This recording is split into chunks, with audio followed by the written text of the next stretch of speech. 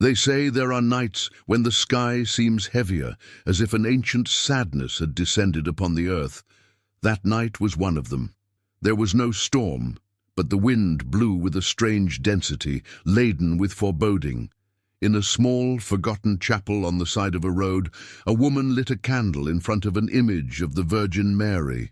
She did so with trembling hands, as if her soul knew something was about to begin. That simple, carved wooden image had remained there for more than 70 years. Many said it was miraculous, others claimed it was merely a local legend. But that night, as the clock struck 3 a.m., the candle flame flickered brightly, and a drop, as pure as a tear, fell from the Virgin's face. First one, then another, and then a silent cry flooded the figure. The few who saw her couldn't believe it. Some fled, others fell to their knees. The air became heavy, the church bells rang untouched, and a murmur ran through the village. The Virgin is crying. And it's not for us. It's for what's coming. Within hours, the news spread. Local media outlets attempted to capture the phenomenon, but their cameras mysteriously shut off as they approached.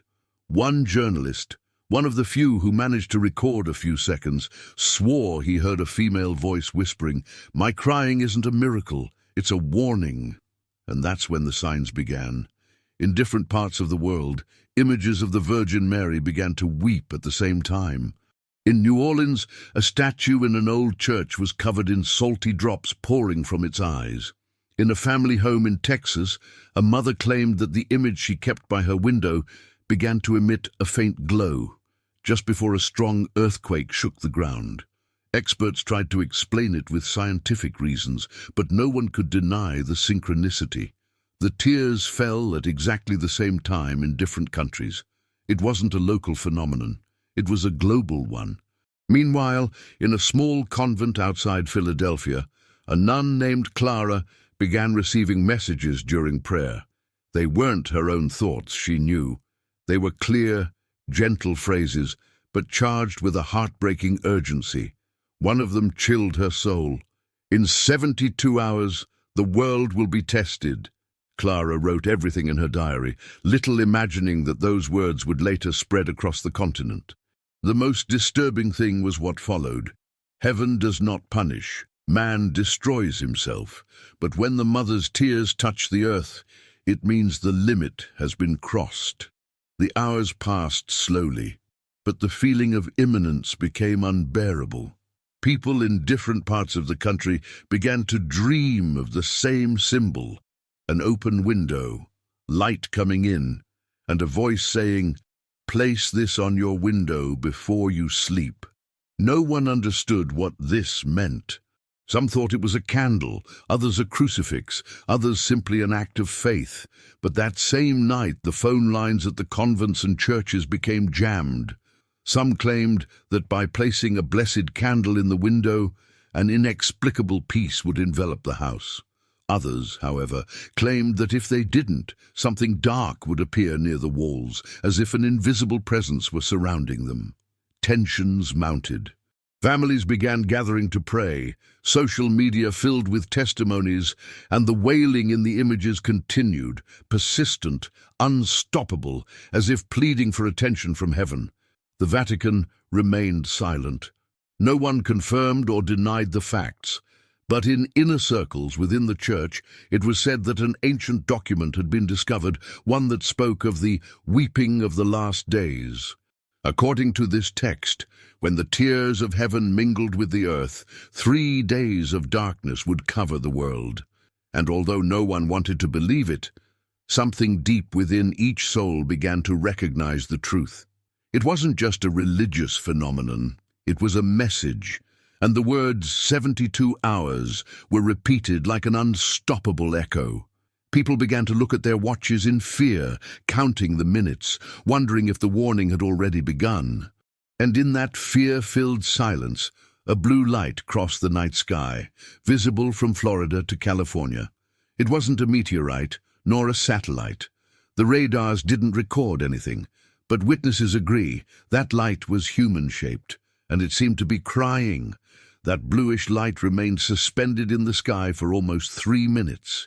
It emitted no noise, no spark, no smoke, but its brilliance pierced the trees, the roofs, and the bodies, as if it were passing through matter itself.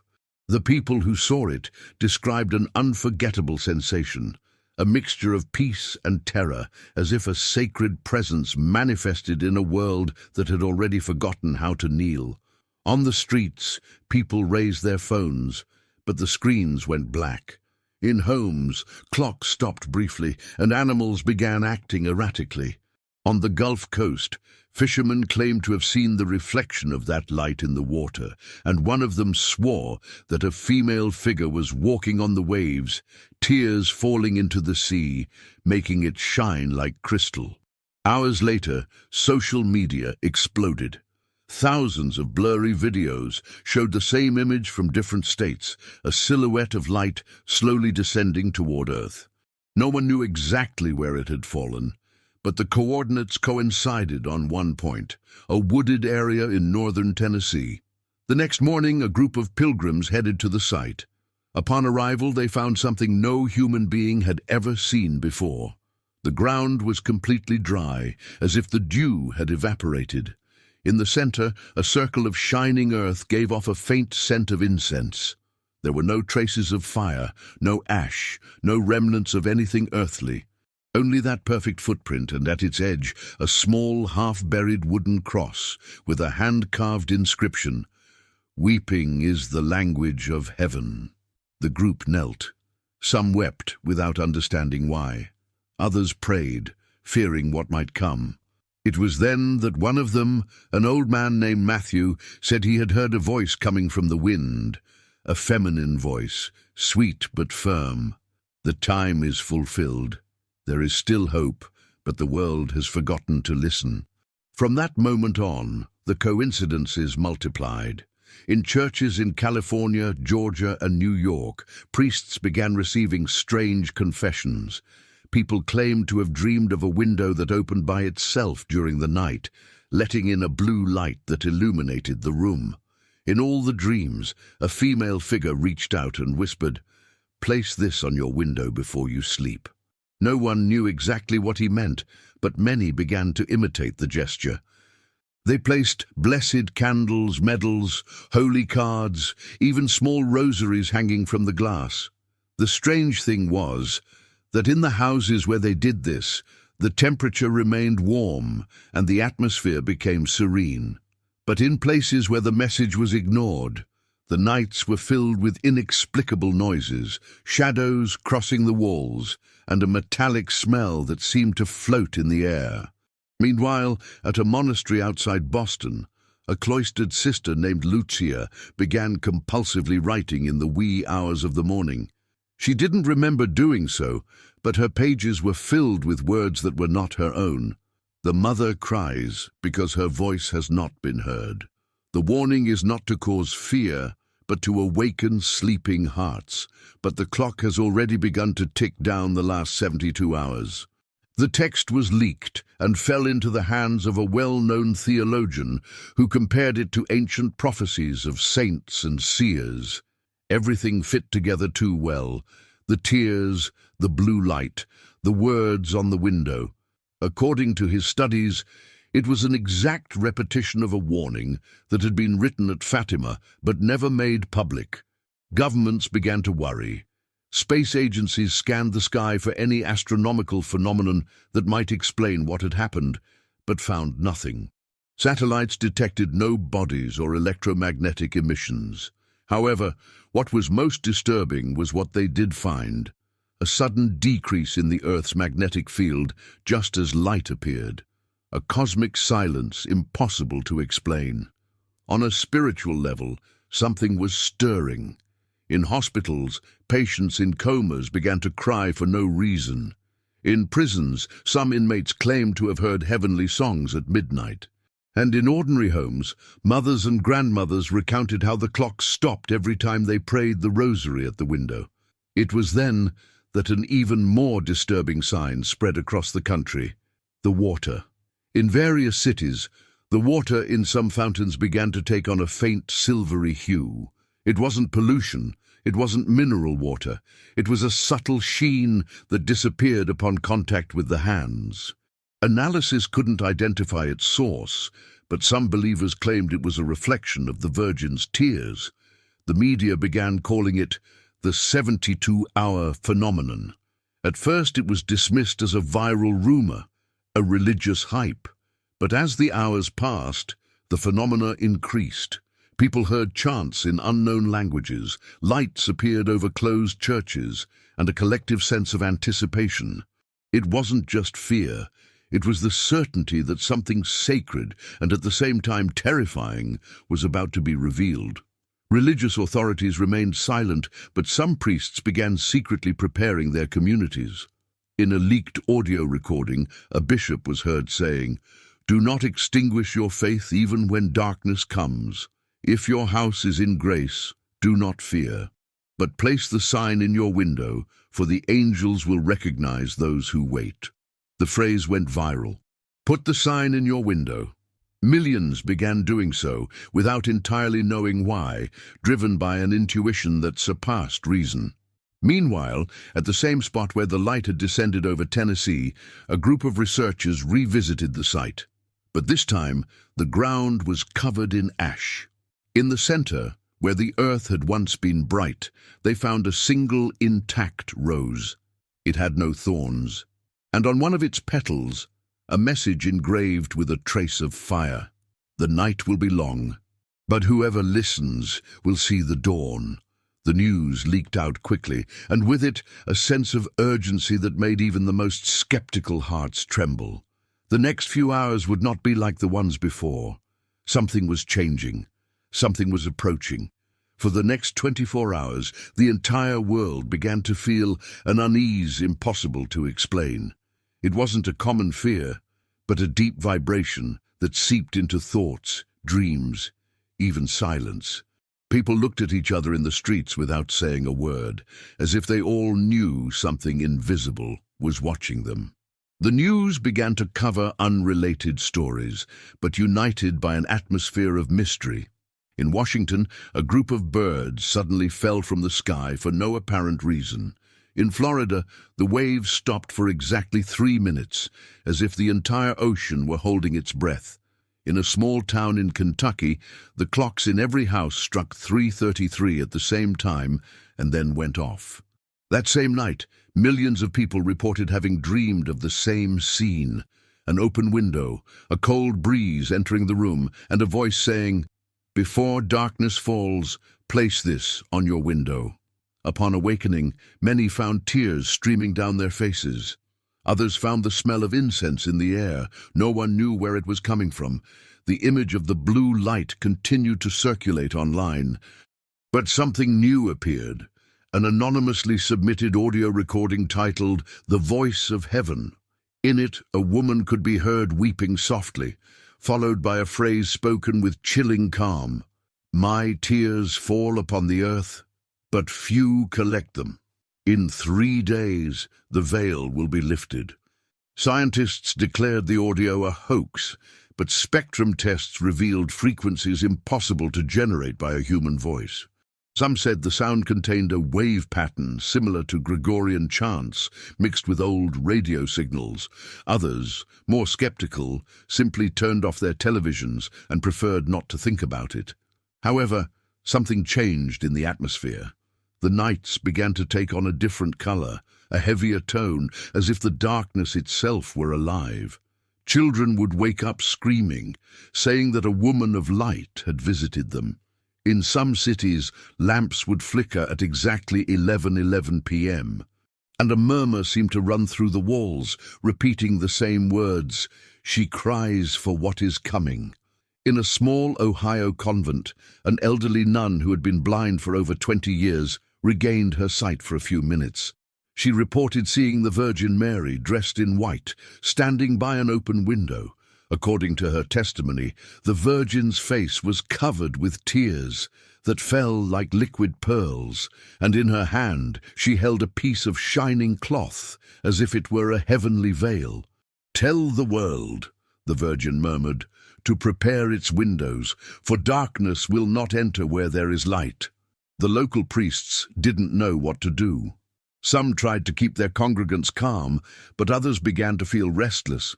The churches filled up, candles burned day and night, and the confessionals were overwhelmed. No one spoke openly of fear, but everyone knew something was brewing. On international news reports, tensions mounted. Analysts around the world began to speak of mass hysteria, but the phenomena continued to multiply. A reddish light appeared over the Nevada desert. In New York, the sky turned golden just before dawn, and in Chicago, the river was covered in a thin layer of luminous white foam, which disappeared before noon. Meanwhile, a group of believers decided to return to the place where it all began, in Tennessee. They wanted to pray, give thanks, or simply understand. But what they found took their breath away. The earth, where the thornless rose had stood, had now cracked. A faint steam rose from the cracks, and in the center, a whisper could be heard, almost imperceptible, as if someone were praying from deep within. One of the men recorded the sound and played it back in his car on the way back to the city. He sped up the audio and discovered something terrifying. The words were a prayer, a plea. It said, "Protect your children." The 3 days are already written. The fear began to become tangible.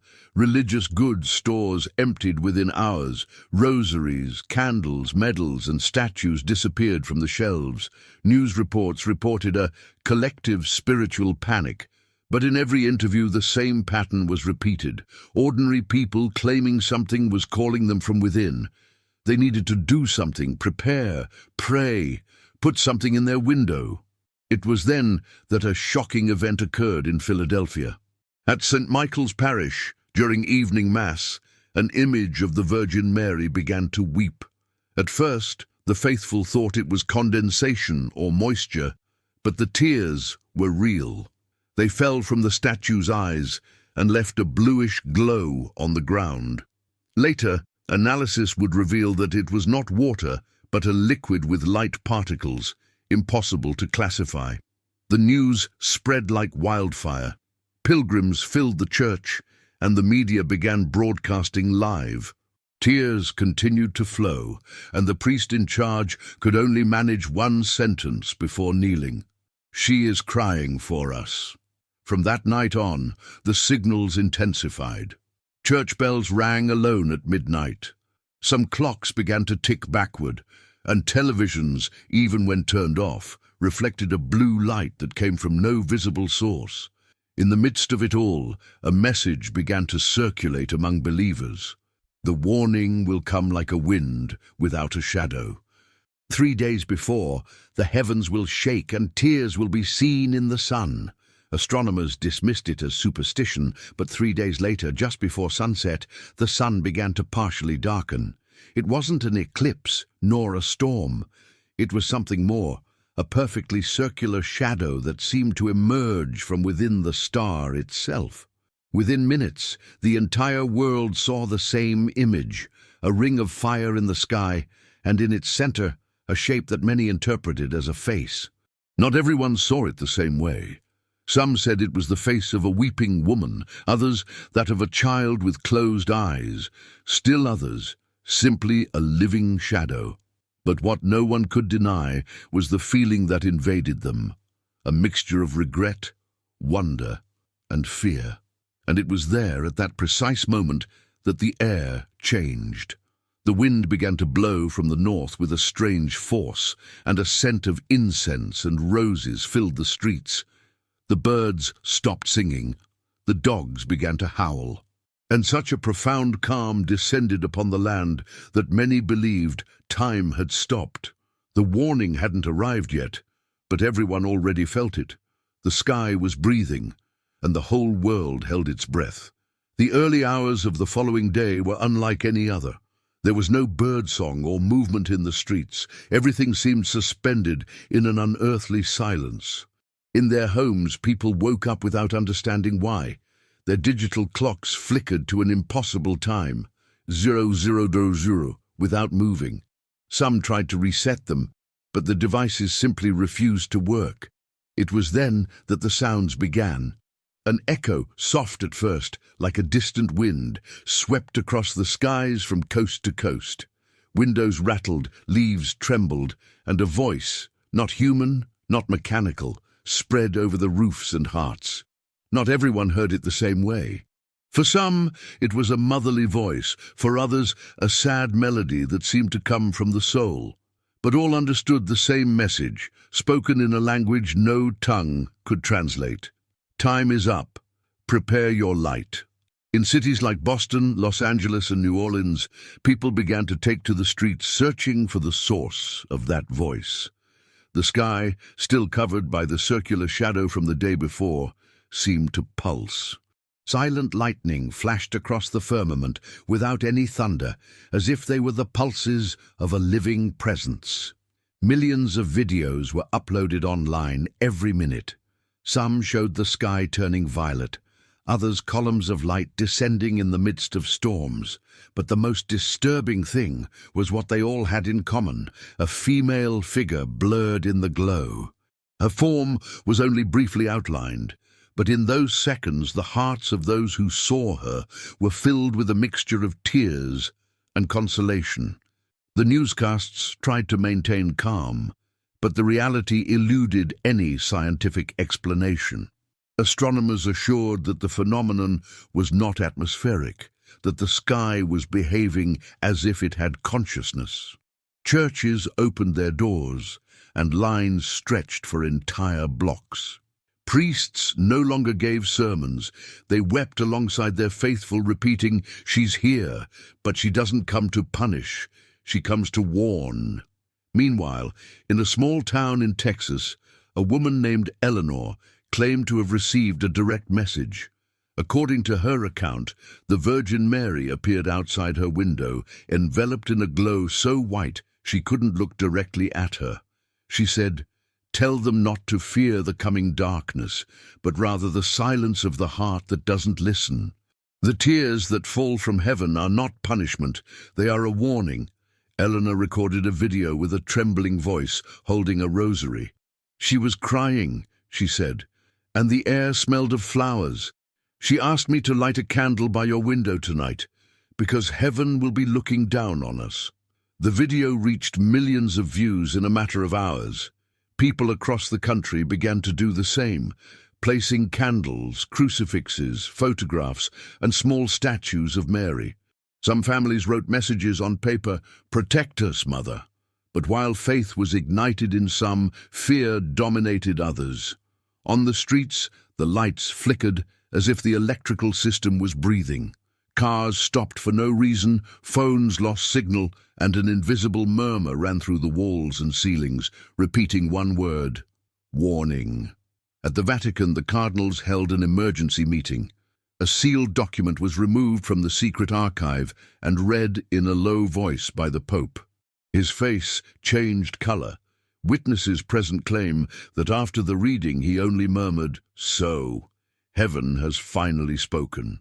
The content of that text was never revealed, but a few hours later, the bells of St. Peter's rang out of schedule, something that hadn't happened since World War II. Scientists tried to maintain reason, but their instruments kept breaking down inexplicably. At NASA, space cameras captured an anomaly, an immense circular shadow moving between the Earth and the Sun. Its size was impossible to measure, but it extended beyond the satellite's field of view. They called it the Veil. In many parts of the country, a pressure began to be felt in the air, as if the oxygen were being depleted. People gasped for air, animals sought shelter, and the sky began to emit a strange glow, a mixture of red and gold that stung the eyes. It was as if day and night had decided to merge in a single instant. And just then, in the midst of that silent chaos, the sign appeared. A gigantic cross of light formed in the sky over the Gulf of Mexico. It didn't come from the sun, or clouds, or any visible source. It was a beam of pure, vibrant energy that stretched from the horizon to the highest part of the firmament. Thousands of people fell to their knees. Others wept without knowing why. In hospitals, prisons, schools, and homes, the same phenomenon was visible. and a strange, ephemeral peace settled over everyone. For an hour, the entire world was paralyzed by that symbol. Cameras broadcast it live. Planes halted their course. Clocks stopped again at 3:33, and a new voice resounded from the heavens, this time clearer, more human, closer. "My children, what you will see is not the end. It is the beginning of awakening. The tears that fall upon you are my pain for those who do not yet believe." Then the sky tore open. Literally. A luminous crack appeared right where the cross had been.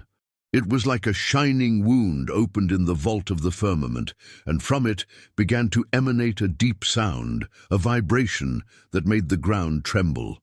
It wasn't noise. It was a living frequency, a calling. Some began to convulse, others entered a trance, and still others simply fainted. The animals fled in a stampede.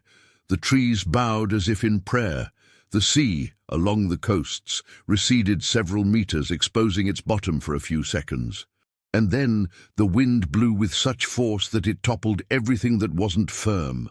But mysteriously, the houses with a candle or a sacred symbol in the window remained intact. Security cameras showed it. While the winds swept through entire streets, the lighted windows continued to shine, motionless, as if protected by an invisible hand. It was then that all of humanity understood that something divine was happening. It wasn't a mere coincidence. Heaven was giving unequivocal signs. The warning was on its way. However, what no one expected was what would come next, because the true miracle or the true judgment was not coming from heaven, but from within the soul of every human being. The night had grown denser. The wind beat against the windows with a sound that sounded like a distant lament, and the lights in the houses flickered as if an invisible force wanted to extinguish them. Maria, now sitting in her armchair, stared at the crucifix on the wall and felt a weight in her heart that she could not explain.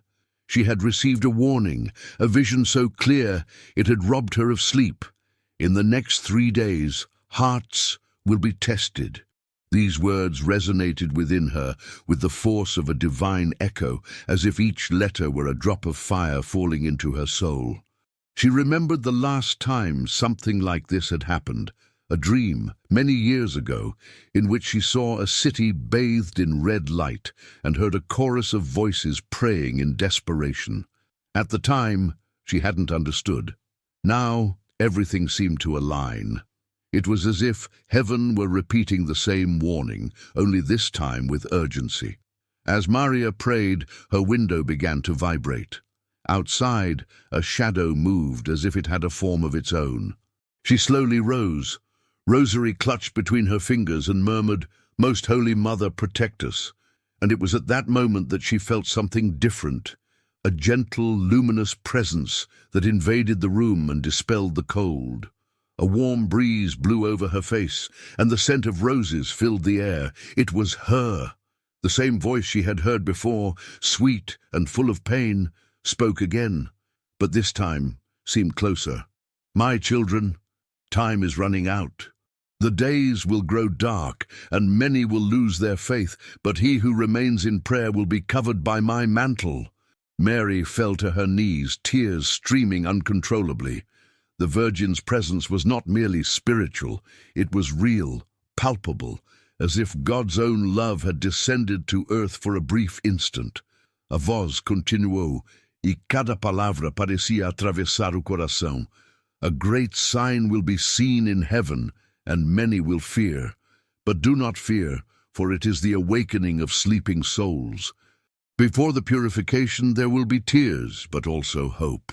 Maria wanted to ask what purification meant, but the voice slowly faded away, dissolving into a serene silence. Only the scent of roses remained. She understood then that she must warn, tell what she had heard. However, a doubt tormented her. How would people react? Who would believe that the Virgin had spoken to her? The next day, she decided to leave. The city was eerily quiet, as if everyone had awakened to the same premonition. The news spoke of unusual storms on the coast. mysterious sounds coming from the sky, and a blue glow seen by thousands the previous morning. Maria walked slowly, observing the fear in people's eyes, and something inside her told her that the spiritual clock had already begun ticking. In the square, she saw a group of people praying. She knelt beside them and began to pray the rosary, and it was at that moment that the church bell rang 3 times, though no one had pulled the rope. Everyone looked at each other in confusion, and an elderly man murmured, "It's a sign." Maria looked up at the sky and noticed a golden light forming between the clouds. It wasn't the sun. It was something purer, more alive, that seemed to pulse. Uma criança ao seu lado perguntou, "Es la Virgen?" Y María responderá con voz embargada, "Sí, hijo, es ella. Viene a recordarnos que todavía hay tiempo." But as people watched, the light began to fragment into small beams that fell slowly like soft flames, touching the ground and disappearing within seconds. And in the air, a phrase echoed, without a human voice, but audible in every heart.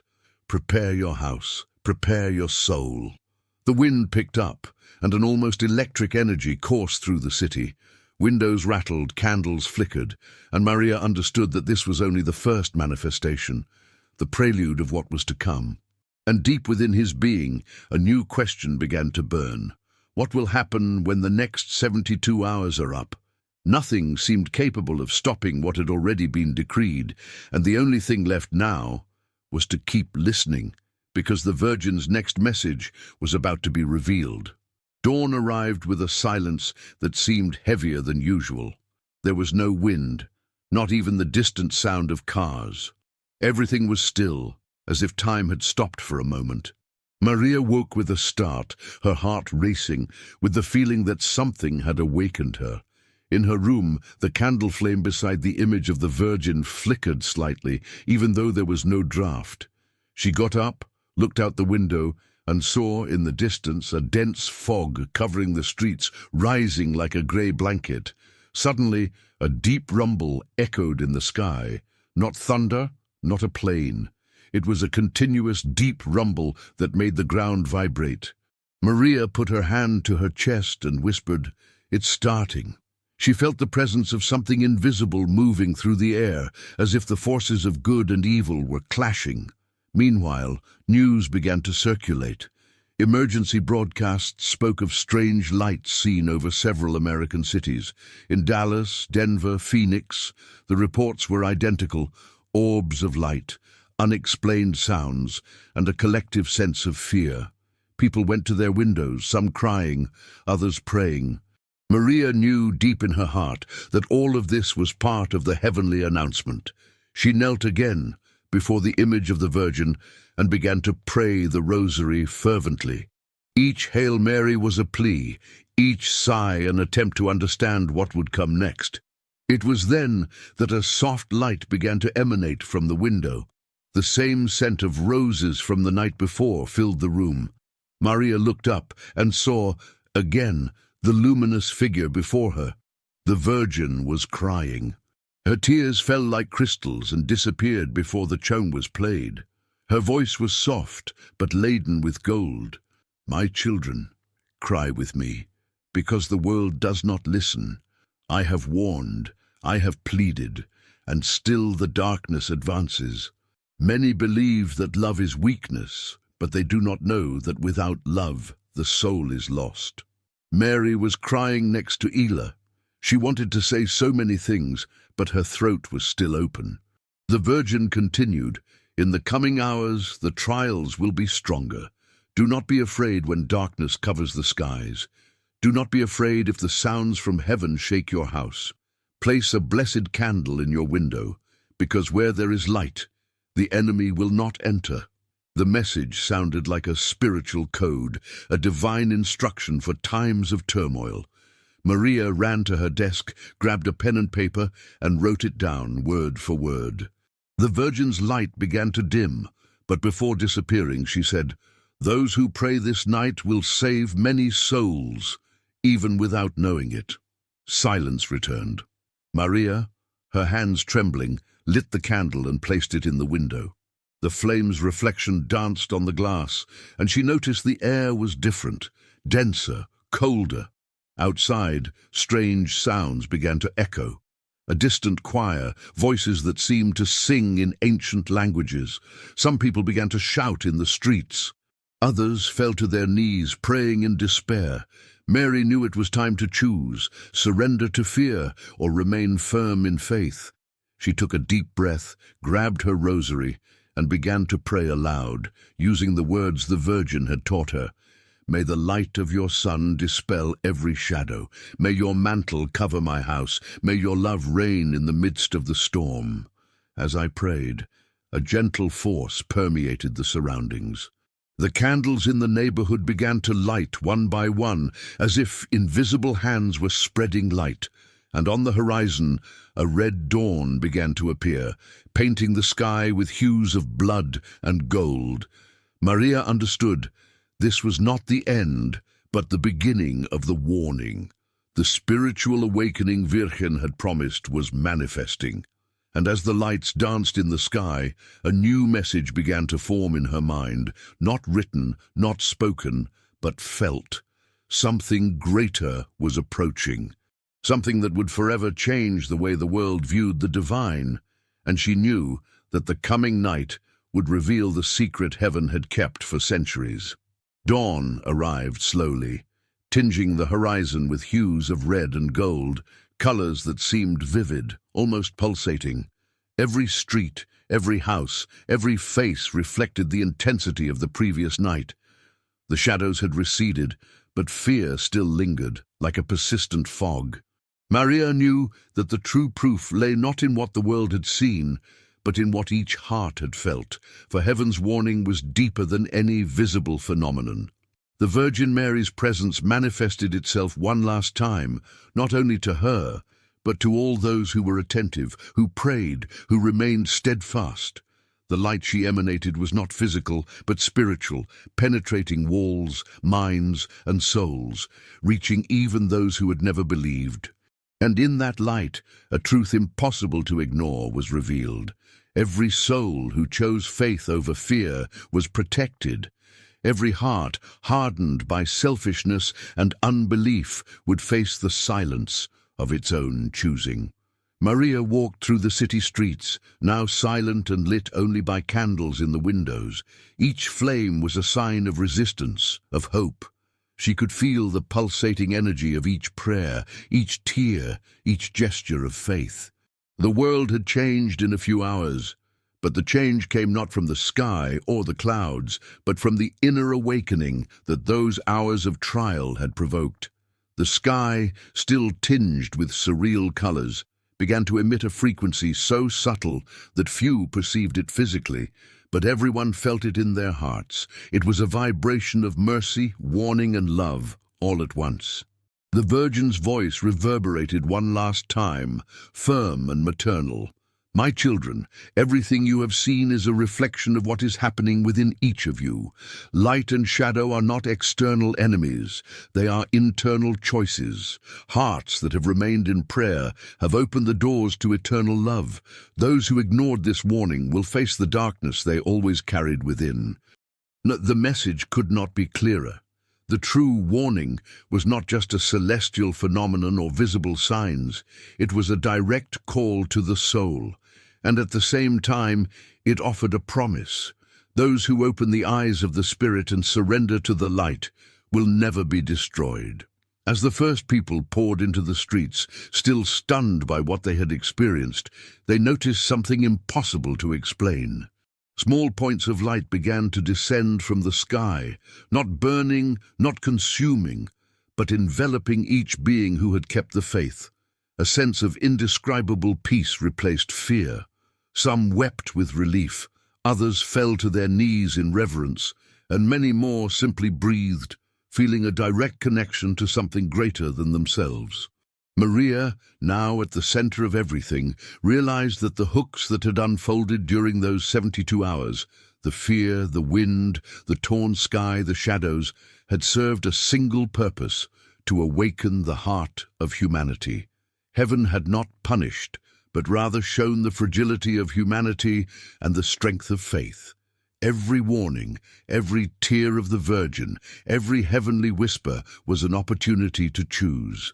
She looked at the city, at the candles, at the faces filled with mingled emotion and fear. A sense of completeness filled her being. For the first time she understood the meaning of the expression, "The sky speaks, but the soul responds." And then, what had been tension, fear, and uncertainty turned into understanding and surrender. The world hadn't ended, but it had changed. Each person who had heard the warning felt they now carried a greater responsibility to keep the faith alive, share the message, protect those they loved, and above all, remember that the light never abandons those who seek it. Maria felt the Virgin's hands gently touch her shoulders, not with physical touch, but with presence. A deep peace enveloped her, and with a sigh that seemed to span centuries, the final voice said, "My children, the trial is over, but the journey continues. Keep the faith, protect your homes, listen to your heart. I will always be with you because my love never fails." The streets were now silent, but no longer empty of hope. People began to share their experiences, their miracles, their fears, and their revelations. Every gesture, every story was a continuation of the warning. Heaven had spoken, the world had listened, and humanity, for the first time in a long time, had felt the power of true faith. And so the final message became clear. It's not just about what comes from without, but about inner awakening. The prophecy is not about destruction, but about transformation, and every heart that chooses the light will be eternally protected. Maria looked to the horizon and for the last time that morning saw the Virgin's figure disappearing into the light of the rising day, leaving only a feeling of love, peace, and constant alertness. She knew the experience would never be forgotten, and that, in the silence of every home, every lit candle, and every fervent prayer, the Virgin Mary's presence would live on, guiding, protecting, and reminding. The heavens speak, but it is the soul that must respond.